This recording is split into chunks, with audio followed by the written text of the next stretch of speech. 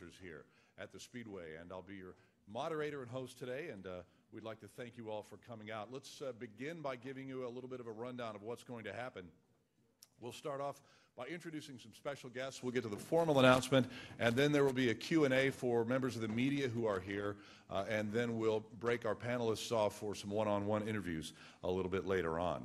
We'd like to begin by recognizing a number of very special guests with us in the audience today. The Indianapolis Motor Speedway Board of Directors is represented here today, as well as the Holman George family. Mary Holman George down in the front row, along with Nancy and Josie, and Tony is here somewhere. Tony's right over here. If you could wave and say hi to everybody, we're glad you're here today. Also, members of the iconic advisory committee, Gilles DeFerrin. Where is Gilles? Gilles DeFerrin down in front. Also, Eddie Gossage is here, Eddie as well, and Neil Ressler is with us this morning as well. Thank you for being here. I'd like to introduce to you Jim Campbell, Vice President of Performance Vehicles and Motorsports for Chevrolet. Where is Jim? Right there. Okay, Jim, good to see you. Tony Kottman, member, project manager of the 2012 IZOD IndyCar Series car. Tony, thank you for being here. And the CEO of the Indianapolis Motor Speedway Corporation, Mr. Jeff Belskis, down here in the front. Good morning, Jeff, and thank you all for being here. Also would like to introduce Mr. Bud Denker of Penske Corporation. I believe Bud is here. There he is right behind Jeff. Thank you, Bud, for being here. A number of drivers have been kind enough to join us today for our announcement. A couple of current drivers are here with us. Will Power is here down near the front. Also, Simona Di Silvestro on our second row this morning. We welcome you. A couple of former drivers, several former drivers. Scott Goodyear is here with us. Please say hi to Scott in the back. Derek Daly is here as well. Derek, good morning. And a couple of former winners of this Indianapolis 500. Al Unser Jr. is here. I know. Where's Al? Right there. And Ari Leyendyke is over there as well. Thank you for being here. We'd also like to welcome Martin Plowman, who is a Firestone Indy Lights Series driver. Where is Martin? I saw him. There's Martin back near the back. Welcome, Martin. Thank you for being here. We'd like to introduce now the people behind me on the dais who will be speaking in just a couple of minutes. First of all, to my left, Randy Bernard, the CEO of the IZOD IndyCar Series. Also on the dais with us this morning, Chris Perry, U.S. Vice President, Chevrolet Marketing, right here. And next to Chris is Tom Stevens, GM Vice Chairman of Global Product Development. And the two other gentlemen you know well, I'm sure. Roger Penske, the owner of Penske Racing, a 15-time winner of the Indianapolis 500, and Elio Castroneves, to my far right, a 3-time winner of this race. As you all know, Chevrolet has a very, very rich history at the Indianapolis Motor Speedway, and right now we'd like to pause and have you watch a short video. There's no question today that the Chevy Indy engine is the one you have to have in your car if you're going to run fast and be a winner.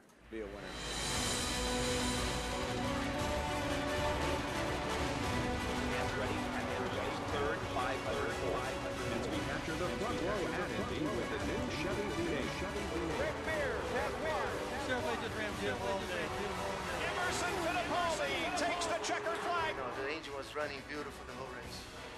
Ari Leyendyke wins his first IndyCar race in his career. At a record pace of 185.9 miles an hour. Leyendyke finally got the Chevrolet engine. Look at the difference that it's making. Mears becomes the third driver to win 4 Indy 500s.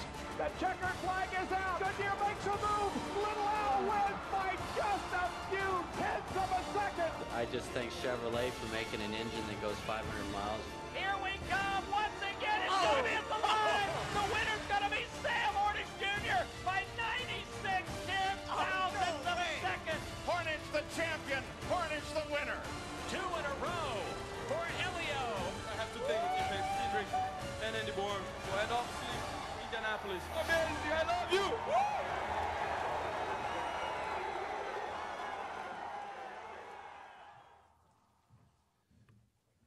And now for our formal announcement. Will you please join me in welcoming to the podium the CEO of the IZOD IndyCar Series, Randy Bernard.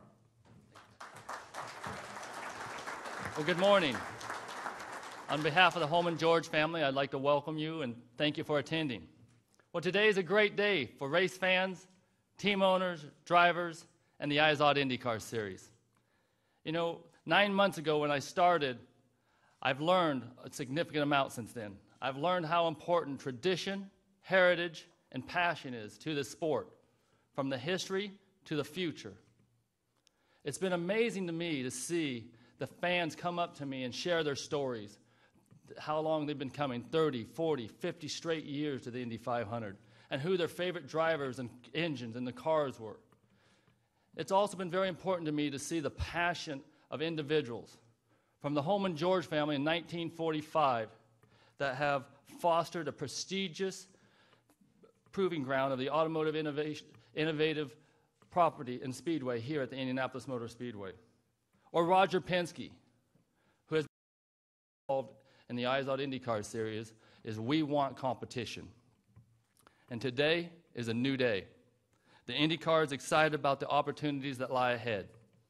It's an honor to stand here today and know that we're moving forward, joining forces with an American manufacturer with heritage runs deep since 1909 when Louis Chevrolet raced here. That's amazing heritage. At this time, I'd like to bring up Chris Perry to share the exciting news.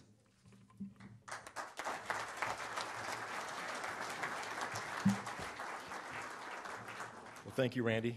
Good morning, everybody, and thanks for joining us.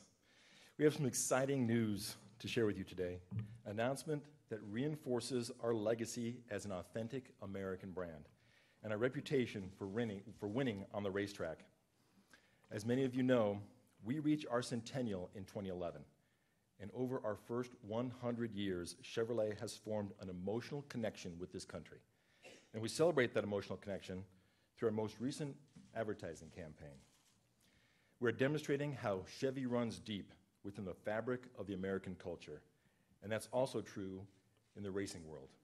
In fact, we are proud to say Chevrolet is the winningest name in racing. No brand has visited the winner's circle more often than Chevrolet. Our commitment to racing began with our founder, Louis Chevrolet, who used to visit this speedway on weekends with his brothers, and who would race in the Indianapolis 500 4 times. Today, our performance success has spread throughout several motorsport series, including NASCAR with Impala and the Silverado, the American Le Mans Series with our iconic Corvette, the Grand Am Series with the Camaro, and NHRA drag racing. As you remember, we were also forced to deal with in open-wheel racing, including the Indy Racing League and right here at the Indianapolis 500. Chevrolet competed previously as an engine manufacturer between 1986 and 1993, and again between 2002 and 2005 with V8 engines. We won 104 races, powering 6 driver champions and scoring 7 Indianapolis 500 victories. Well, I'm honored today to announce that Chevrolet will return to IndyCar racing and the Indy 500 in the 2012 calendar year, powering the next generation of race cars. We are proud and excited to build on our legacy of racing success with this new era of IZOD IndyCar Series. Why are we returning to IndyCar? There are several reasons. First, this series opens up a new, distinct fan base for Chevrolet in the motorsports community. These fans are passionate about IndyCar and the technology that drives the sport and these teams. And in return provides an important opportunity to expose our products and our technology to this well-educated, highly desirable audience.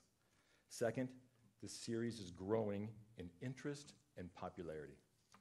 In the past year, male viewership in the 18 to 34 age demographic has raised 40%. At the same time, the growth of sponsorship investments has more than doubled in 1 year's time. And the advantage of motorsports for the auto industry is obvious. It provides some of the highest return on investment of any promotion that we conduct.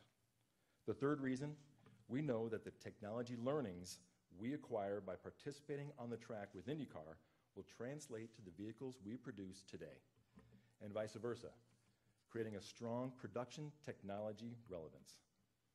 Those are all sound and important business reasons to get back into the series.